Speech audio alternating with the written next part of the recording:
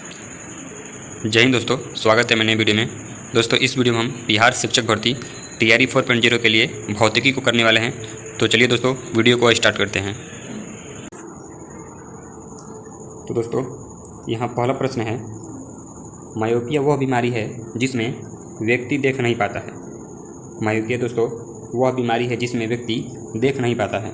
Option है दूर की वस्तुएं स्पष्ट रूप से, पास की वस्तुएं स्पष्ट रूप से, पास की तथा दूर की वस्तुएं स्पष्ट रूप से, उपयुक्त में से एक से अधिक कोई नहीं। तो दोस्तों इसका राइट आंसर हो जाएगा ऑप्शन नंबर ए, दूर की वस्तुएं स्पष्ट रूप से। दोस्तों मायोपिया वह बीमारी है जिसमें व्यक्ति जो है दूर की वस्तुओं को स्पष्ट रूप से नहीं देख पाता है। दोस्तों मायोपिया को हिंदी में, यहाँ पर दोस्तों मायोपिया को हिंदी में निकट दृष्टि दोष कहा जाता है।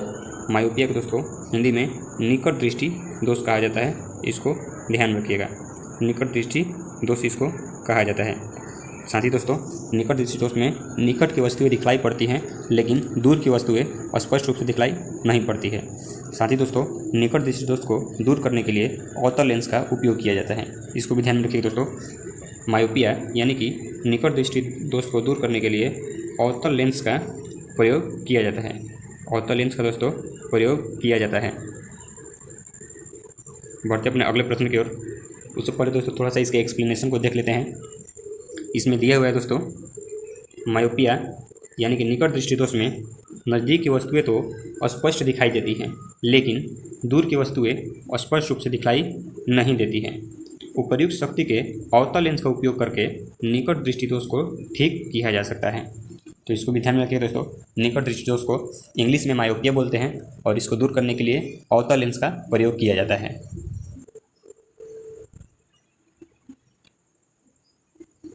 अगला प्रश्न है दोस्तों, निकट दृष्टि दोष किसके प्रयोग से उपचारित किया जा सकता है।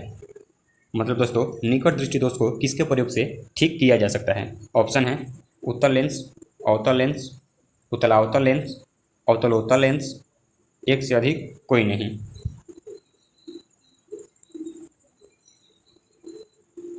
तो दोस्तों इसका राइट आंसर हो जाएगा ऑप्शन नंबर बी, अवतल लेंस। दोस्तों इस प्रश्न को अभी हम लोगों ने ऊपर में समझा है कि निकट दृष्टि दोष को दूर करने के लिए अर्थात ठीक करने के लिए हमें अवतल लेंस की आवश्यकता पड़ती है।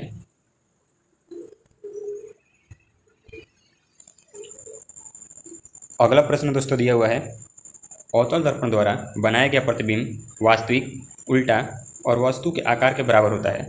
वस्तु की स्थिति कैसी होनी चाहिए। तो दोस्तों यहाँ पूछा है कि अवतल दर्पण द्वारा बनाया गया प्रतिबिंब जो है वास्तविक है, उल्टा है और वस्तु के आकार के बराबर है। तो वस्तु की स्थिति क्या होगी, मतलब कहाँ पर वस्तु को रखने पर वस्तु जो है अवतल दर्पण के सामने वस्तु को कहाँ रखा जाए कि वस्तु का प्रतिबिंब वास्तविक, उल्टा और वस्तु के आकार के बराबर बने। ऑप्शन दिया है वक्रता केंद्र से परे रखा जाए, वस्तु को फोकस पर रखा जाए, वक्रता केंद्र पर रखा जाए, फोकस और वक्रता केंद्र के बीच रखा जाए। तो दोस्तों इसका राइट आंसर हो जाएगा ऑप्शन नंबर सी, वक्रता केंद्र पर रखा जाए। दोस्तों अवतल दर्पण के यदि वक्रता केंद्र पर वस्तु को रखा जाएगा तो उसका प्रतिबिंब वास्तविक और उल्टा बनेगा। साथ ही दोस्तों उसका आकार जो होगा, उस प्रतिबिंब का आकार वस्तु के आकार के बराबर बनेगा।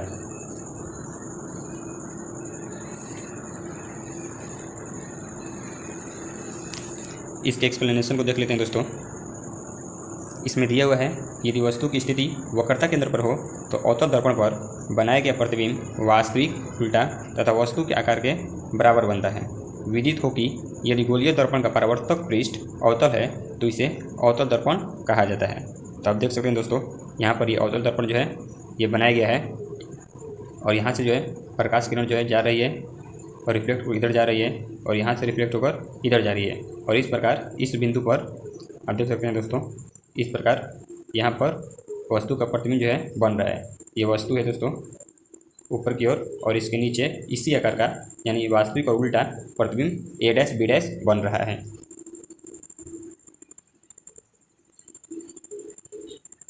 अगला प्रश्न दोस्तों दिया हुआ है कि विद्युत धारा निम्न में से किस उपकरण से नापी जाती है। ऑप्शन है वोल्ट मीटर से, अमीटर से। तो दोस्तों इन्हीं दोनों में से आप बता दीजिए। हालांकि इस प्रश्न जो है काफ़ी आसान है कि विद्युत धारा को किस उपकरण से मापा जाता है, तो इसका आंसर हो जाएगा option number B. Option number B दोस्तों, अमीटर। अमीटर से दोस्तों विद्युत धारा को मापा जाता है। अगला प्रश्न है दोस्तों, विद्युत धारा किस उपकरण से नापी जाती है।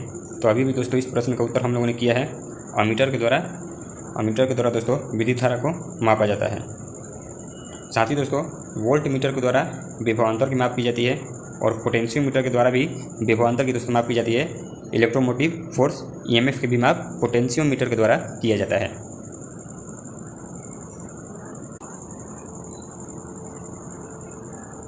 अगला प्रश्न है दोस्तों, फोटो इलेक्ट्रिक सेल एक ऐसा उपकरण है जो कि प्रकाश ऊर्जा का भंडारण करता है, प्रकाश ऊर्जा को विद्युत ऊर्जा में बदलता है, विद्युत ऊर्जा को प्रकाश ऊर्जा में बदलता है। उपयुक्त में से कोई नहीं।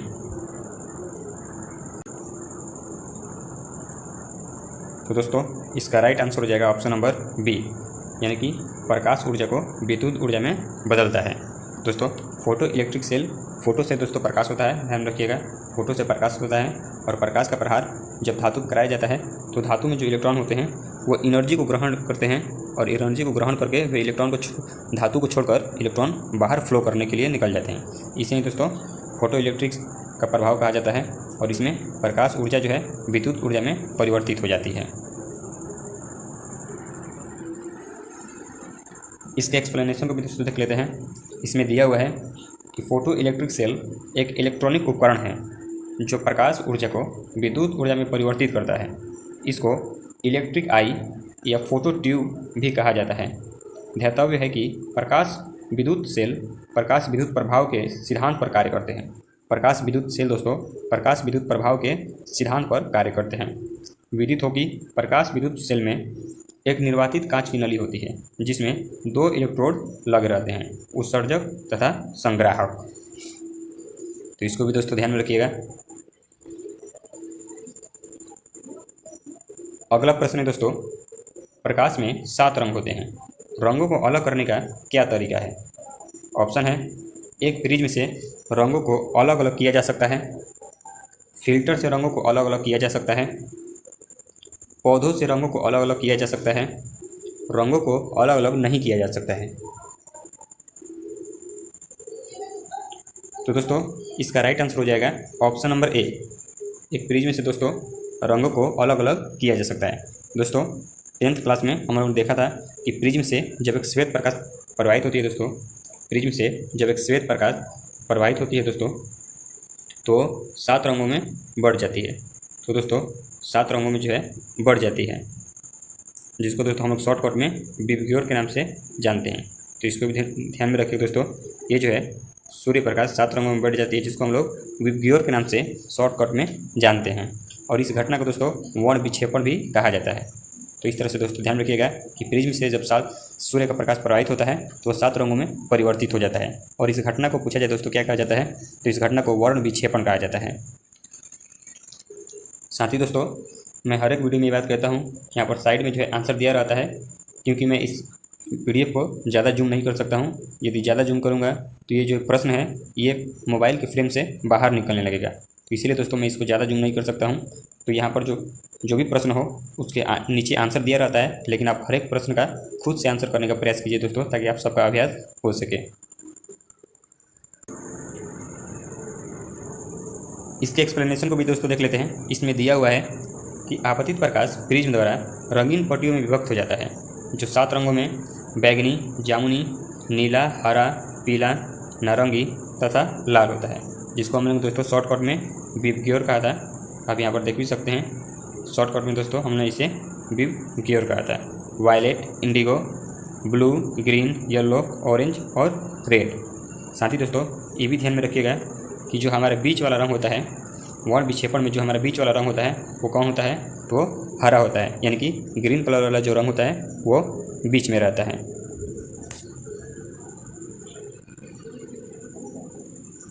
अगला प्रश्न है दोस्तों, प्रकाश वर्ष का संबंध है ऊर्जा से, चाल से, दूरी से, तीव्रता से, एक से अधिक कोई नहीं। तो दोस्तों इसका राइट आंसर हो जाएगा ऑप्शन नंबर सी, दूरी से। दोस्तों प्रकाश वर्ष का मतलब होता है कि किसी प्रकाश ने एक वर्ष में कितनी दूरी तय की है, अर्थात दोस्तों प्रकाश वर्ष दूरी का मात्रक है। प्रकाश वर्ष दोस्तों एक प्रकाश वर्ष में अर्थात एक लाइट ईयर में 9.46 गुणे 10⁻15 मीटर होता है। दोस्तों इसको भी ध्यान रखिएगा, 9.46 गुणे 10⁻15 मीटर होता है एक प्रकाश वर्ष में अर्थात एक लाइट ईयर में। इसके एक्सप्लेनेशन को दोस्तों देख सकते हैं, यहाँ पर दिया हुआ है प्रकाश वर्ष खगोलीय दूरी का मापक है जिसका प्रयोग तारों और ग्रहों के बीच की दूरी का आकलन करने के लिए किया जाता है। एक प्रकाश वर्ष बराबर प्रकाश द्वारा निर्वात में एक वर्ष में तय की गई दूरी को कहा जाता है। प्रकाश द्वारा दोस्तों निर्वात में एक वर्ष में तय की गई दूरी को एक प्रकाश वर्ष कहा जाता है।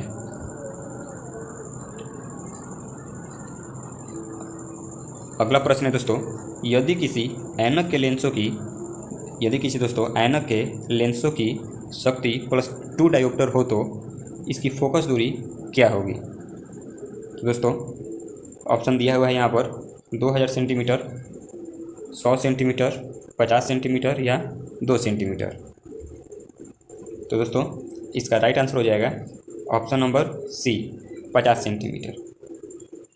50 सेंटीमीटर दोस्तों इसका राइट आंसर हो जाएगा, क्योंकि दोस्तों हम जानते हैं कि जो फोकस दूरी होती है अर्थात लेंसों की जो शक्ति होती है दोस्तों, लेंस की जो क्षमता होती है वो 1/f के बराबर होती है। लेंस की क्षमता को दोस्तों डी से सूचित करते हैं, डी बराबर 1/f होता है, जहाँ पर फोकस जो होता है उसको मीटर में रखा जाता है। तो दोस्तों यहाँ पर डी का मान क्या दिया हुआ है, यहाँ पर दोस्तों डी का मान जो है 2 दिया हुआ है, प्लस में 2 दिया हुआ है और 1/f अर्थात f का मान निकालना है फोकस दूरी, तो f बराबर 1/2 मीटर हो जाएगा। 1/2 मीटर दोस्तों अर्थात 50 सेंटीमीटर। 1/2 मीटर का मतलब क्या हुआ दोस्तों, आधा मीटर, यानी 1 मीटर में 100 सेंटीमीटर होता है, तो आधा मीटर में 50 सेंटीमीटर इसका राइट आंसर हो जाएगा। तो इस फॉर्मूले को दोस्तों ध्यान रखिएगा कि लेंस की क्षमता d बराबर 1/f और यहाँ पर जो f होता है वो मीटर में होता है। अब दोस्तों आप अपनी इच्छा अनुसार मीटर सेंटीमीटर में परिवर्तित कर सकते हैं।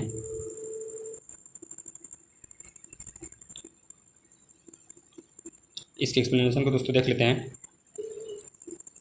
इसमें दिया हुआ है कि लेंस की क्षमता का एसआई मात्रक डायोप्टर है जिसे प्रतीक डी द्वारा दर्शाया जाता है। यदि फोकस एफ को मीटर में व्यक्त करें तो 1d = 1 मीटर इन्वर्स होता है। इस प्रकार उस लेंस की क्षमता को 1 डायोप्टर कहते हैं जिसकी फोकस दूरी 1 मीटर है। अभी सारी लेंस की क्षमता धनात्मक तथा अब सारी लेंस की क्षमता ऋणात्मक होती है। तो दोस्तों यहाँ पर ये फार्मूला दिया हुआ है, इस फार्मूले को आपको ध्यान में रख लेना है। फोकस दूरी बराबर 1 लेंस की क्षमता, और यहाँ पर लेंस की क्षमता यदि डायोप्टर में है तो फोकस दूरी को मीटर में लिखना होता है।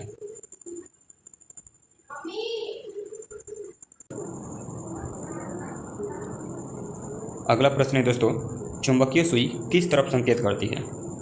ऑप्शन है पूर्व की ओर, पश्चिम की ओर, उत्तर की ओर, आकाश की ओर। इन्हीं में से दोस्तों आपको बताना है कि चुंबकीय सुई किस तरफ संकेत करती है।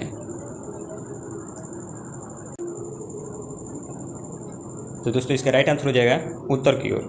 दोस्तों अगर चुंबकीय सुई को स्वतंत्र रूप से छोड़ दिया जाए तो वह उत्तर दक्षिण की ओर रुक जाती है। तो दोस्तों यहाँ पर हो जाएगा कि वह उत्तर की ओर संकेत करती है। इसके एक्सप्लेनेशन को दोस्तों देख लेते हैं। इसमें दिया हुआ है कि चुंबकीय सुई उत्तर दिशा की तरफ संकेत करती है। यह पृथ्वी के चुंबकीय ध्रुव उत्तरी एवं दक्षिणी ध्रुव के अनुरूप आकर्षित होती है। अतः चुंबकीय सुई भी पृथ्वी के उत्तरी ध्रुव की ओर आकर्षित होकर उत्तर दिशा की तरफ संकेत करती है। बढ़ते अपने अगले प्रश्न पर दोस्तों। अगला प्रश्न है, चुंबकत्व का अनुचुंबकीय अर्थात समचुंबक सिद्धांत निम्न में से किसके द्वारा प्रदर्शित होता है। ऑप्शन है निकेल द्वारा, पारा द्वारा, लोहा द्वारा, प्लैटिनम द्वारा, एक से अधिक कोई नहीं। तो दोस्तों इसका राइट आंसर हो जाएगा ऑप्शन नंबर डी, प्लैटिनम द्वारा। ऑप्शन नंबर डी दोस्तों इसका राइट आंसर हो जाएगा। चुंबक का अनुचुंबकीय अर्थात समचुंबक सिद्धांत जो है प्लैटिनम के द्वारा प्रदर्शित होता है।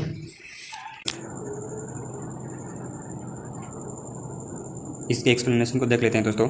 इसमें दिया हुआ है अणुचुंबकत्व का एक रूप है जिससे कुछ सामग्री बाह्य रूप से लागू चुंबकीय क्षेत्र द्वारा आंशिक रूप से आकर्षित होती है। कोई वस्तु दोस्तों चुंबकीय क्षेत्र के द्वारा आंशिक रूप से आकर्षित होती है और लागू चुंबकीय क्षेत्र की दिशा में आंतरिक प्रेरित चुंबकीय क्षेत्र बनाती है। अणुचुंबकीय पदार्थों में प्लेटिनम जो है शामिल होता है। अर्थात दोस्तों प्लेटिनम जो है अणुचुंबकीय पदार्थ है। इसको ध्यान में रखिएगा दोस्तों, प्लेटिनम अणुचुंबकीय पदार्थ है। अर्थात दोस्तों ये ऐसे पदार्थ होते हैं जो कि चुंबकीय क्षेत्र के द्वारा आंशिक रूप से आकर्षित होते हैं। प्लेटिनम दोस्तों अणुचुंबकीय पदार्थ है और अणुचुंबकीय जो पदार्थ होते हैं वे चुंबकीय क्षेत्र द्वारा पूर्ण रूप से नहीं बल्कि आंशिक रूप से यानी कि थोड़ा सा ही आकर्षित होते हैं। अगले प्रश्न पर बढ़ते हैं दोस्तों। अगला प्रश्न है, पीतल एक मिश्र धातु है। पीतल एक मिश्र धातु है, बताना है दोस्तों किसका। ऑप्शन है निकल और तांबा का, तांबा और चांदी का, निकल और जस्ता का, जस्ता और तांबा का, एक से अधिक कोई नहीं। तो दोस्तों इसका राइट आंसर हो जाएगा ऑप्शन नंबर डी, जस्ता एवं तांबा का। दोस्तों पीतल जो होता है कॉपर एवं जिंक का बना होता है। कॉपर एवं दोस्तों जिंक का बना होता है। इसके भी दोस्तों एक्सप्लेनेशन को देख लेते हैं। इसमें दिया हुआ है कि पीतल तांबे कॉपर 80% और जस्ता यानी कि जिंक 20% से मिलकर बना एक मिश्र धातु है। पीतल का उपयोग बर्तन तथा तार बनाने में, मशीनों में, कारतूसों में इत्यादि में किया जाता है। मिश्र धातुओं के गुण उनके अवयवी तत्वों से प्रायः अलग होते हैं। जैसे इस्पात अपने मुख्य अवयव लोहे की अपेक्षा अधिक मजबूत होता है। तो इसको भी ध्यान में रखना है दोस्तों।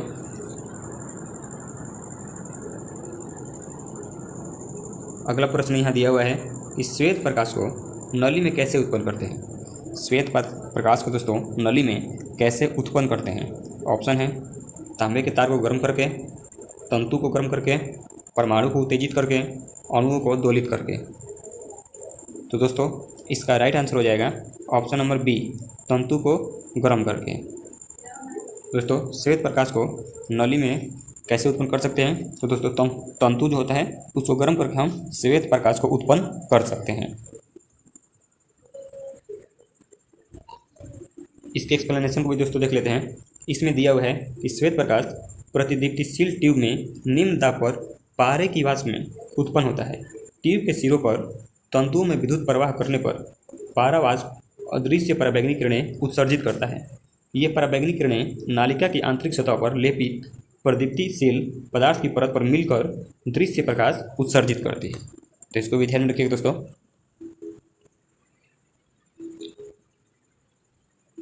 अगला प्रश्न है, आइंस्टीन को नोबेल प्राइज किस कार्य पर मिला था। ऑप्शन है अपेक्षिता के सिद्धांत पर, बोस आइंस्टीन संगणन पर, संहति एवं ऊर्जा की तुल्यता पर, प्रकाश विद्युत प्रभाव पर, एक से अधिक कोई नहीं। दोस्तों इसका राइट आंसर हो जाएगा ऑप्शन नंबर डी, प्रकाश विद्युत प्रभाव पर। ऑप्शन नंबर दोस्तों डी इसका राइट आंसर हो जाएगा। आइंस्टीन को नोबेल प्राइज उनके प्रकाश विद्युत प्रभाव पर दिया गया था। इसके एक्सप्लेनेशन को दोस्तों देख लेते हैं। इसमें दिया हुआ है कि अल्बर्ट आइंस्टीन को प्रकाश विद्युत प्रभाव की व्याख्या एवं नियम के आविष्कार हेतु 1921 ईस्वी में भौतिकी के क्षेत्र का नोबेल पुरस्कार दिया जाता है। तो इसको ध्यान में रखिए दोस्तों, इनको 1921 ईस्वी में भौतिकी के क्षेत्र में नोबेल पुरस्कार दिया गया था। अगला प्रश्न है, अपेक्षिता का सिद्धांत इनमें से किस वैज्ञानिक ने प्रस्तुत किया था। ऑप्शन है Albert Einstein, Isaac Newton, Stephen Hawkins, Marie Curie. तो इसका राइट आंसर हो जाएगा दोस्तों अल्बर्ट आइंस्टीन। अल्बर्ट आइंस्टीन दोस्तों इसका राइट आंसर हो जाएगा।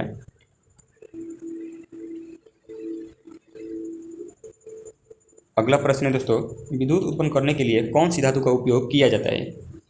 यूरेनियम, लोहा, तांबा, एल्यूमिनियम। तो दोस्तों इसका राइट आंसर हो जाएगा option number A, uranium. Uranium दोस्तों ये जो है विद्युत उत्पन्न करने के लिए प्रयोग किया जाता है। इसमें दिया है दोस्तों कि विद्युत उत्पन्न करने में यूरेनियम धातु का उपयोग होता है। यूरेनियम धातु का उपयोग नाभिकीय रिएक्टर में ऊर्जा के उत्पादन में किया जाता है। तो चलिए दोस्तों हमारा वीडियो यहीं पर समाप्त होता है। मिलते हैं अपने अगले वीडियो में, तब तक के लिए धन्यवाद।